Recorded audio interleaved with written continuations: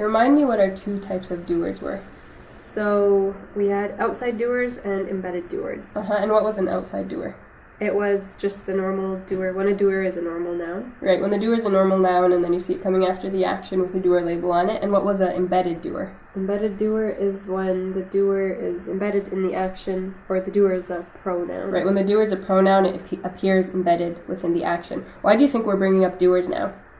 Because a substitute doer, like we saw before, acts like a doer. Yeah, right. A substitute doer acts like a doer, right? So sits in its seat and wears its labels. Exactly, sits in its seat and it wears its labels, right? We called it the imposter doer, right? So as we study the substitute doer, you'll see a lot of parallels between substitute doer and normal doer, right? So the same way we saw an outside doer and embedded doers, we also have outside substitute doers and embedded substitute doers, right? So let's look at these two examples here. Amran was bullied. Help me label this up. Was bullied is a passive action. Yeah, that's our passive action.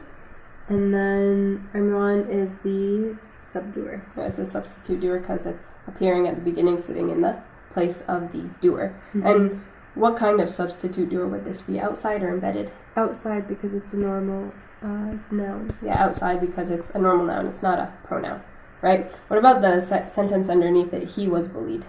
Was bullied is the passive action, and he is the substitute doer. And what kind of substitute doer is it? It would be, in Arabic, it would be embedded because it's a pronoun. It's a pronoun, right? It's a pronoun. So you see how we have the same types of substitute doers, or the same way you have outside and embedded doers, you also have outside and embedded substitute doers. Okay, so in Arabic, how did we recognize an embedded doer? The ending indicators, right? Ending indicators. Remember that chart we learned? Yeah. Right, so the good news for you is that passive actions also have the same exact indicators. Right, so we're going to start with our past passive conjugation chart. And in the past tense, we would look at the ending indicators. Right? So look at this chart for me. This is our past passive chart, and I want you to observe the indicators. What do you see? They're the same. Hum is u, hiya is at, inna is na. They're the same indicators that we learned with the active. Exactly. Right, they're the same exact indicators as normal past tense actions.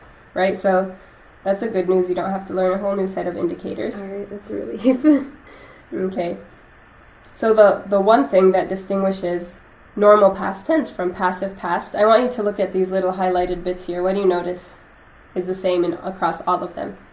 U-E, U-E, U-E, U-E. Yeah, all of them have a U-E, U-E, U-E, every single one of them. So you have a U on the very first letter, and then you have a E on the second to last letter. Is it second to last? Like, for example, in Ju'ilu, there's the Waw, and then there's the Lam, and then there's the Ayn. Good question. That has the E. So when we say second to last, we actually mean second to last of the original. Right, so remember with our actions, we have a base action, and then we have the indicator tacked on to the end. Right, so when we say second to last, we mean of the original word. So if you were to hide the indicator, the u, say, in hum, you're left with your base ja'ala. The lam is the last letter, which makes the ayn the second to last letter. Oh, okay. Right, so if we were to look at ju'iltum, for example, the tum is our ending indicator. Okay. And then you have the lam, second to last letter is the ayn. Okay. Right, so when you look for your second to last letter, make sure you're hiding your indicator. Okay, second to last letter, not including indicator. Yeah. So how do you recognize a past passive? U on the first letter, E on the second to last letter? Exactly, that's all there is to it. If you see a U on the first letter, a E on the second to last letter, it's passive. Alright. Okay, you ready to do some practice? Yeah. Okay. So we're going to be looking at some actions, and you'll just tell me if they're passive or active. Active is the opposite of passive, so just a normal past tense. Okay. Okay, number 1, ukhrija.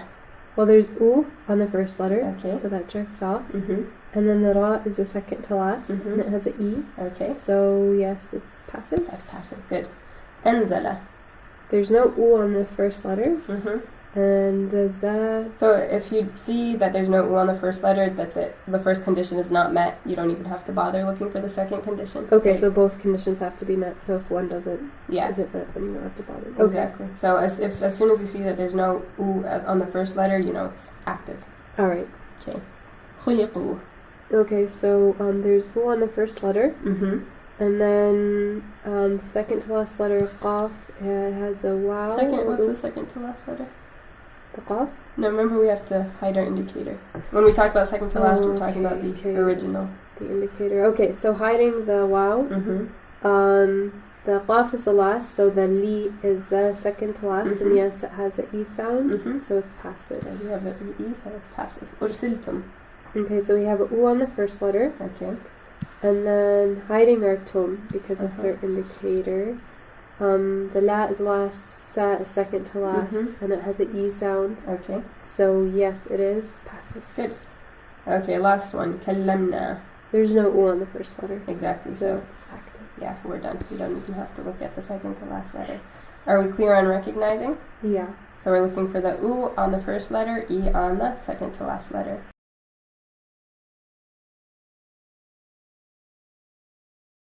Okay, now let's talk about translating past passives. So here's a template you can use when translating past passive. You have something was somethinged. Basically, you have your substitute doer, the same way we start with our doer, right? With past passives, you'll start with your substitute doer. And then the way you translate a past passive is was actioned. Okay. Like, the lion was caged. You know, the cake was eaten. My brother was punched.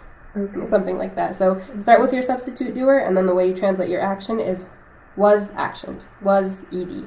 Okay. Is that clear? Mm-hmm. Okay, so we're going to do the same activity we just did with the added step of translating, right? So we'll start by telling me if it's passive or active, then we'll translate it. Okay, number 1, كذبتم. Okay, so we have a u on the first letter. Okay.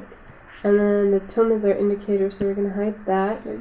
Second to last letter is the, and it has a e sound, so this is passive. Good, that's passive. And then how do we translate a passive? Start Subdoer with was action. Yeah, what's the subdoer here? You all. Good, you all.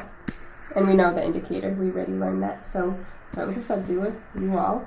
And then what? Was, or I guess you all were. Denied. You all were denied. Yeah, you see how this follows the template? Substitute doer was actioned. Okay, number 2, ursilu. So we have a u on the first letter. Okay. And then the hiding the indicator, which is the wow. We have a kasra on the sa, which is the second to last letter, so this is passive. And it's passive, and how are we going to translate it? Subdoer was action. What's the subdoer here? They. Good. We know from the indicator, so we'll start with our subdoer, they, and then? Were, again, because was doesn't make sense. Okay. They were sent. Sent, right? We don't say sended, right? So they were sent. Good. Number 3, اتبعت. Okay.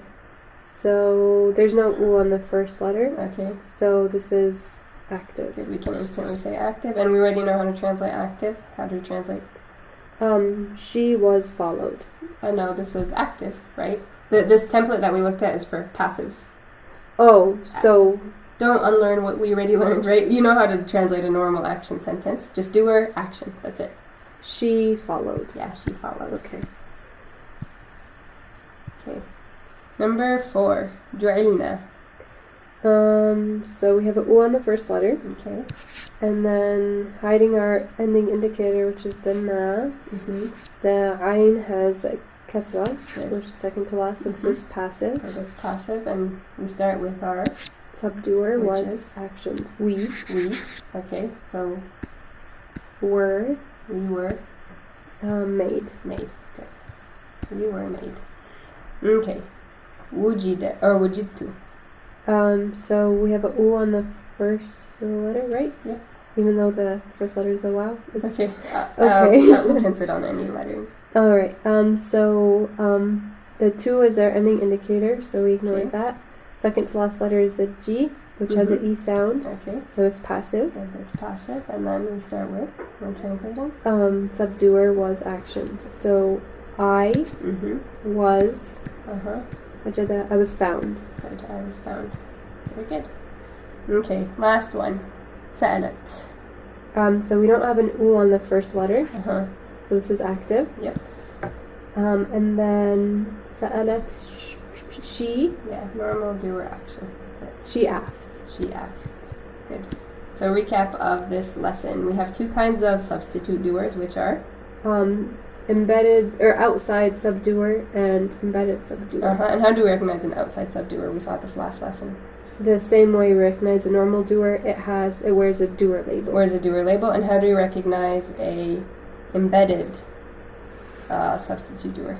It has the same ending indicators as a normal past tense action. Okay, but then how do we distinguish it from a past tense action, a normal one? Because passive actions have a U on the first letter and an E on the second to last. Okay, that's good. And then how do we translate passives? Translating, subdoer was actioned. Right, we start with our subdoer, same way we would start with our doer, and then the passive action translates as was actioned. All clear? Yep.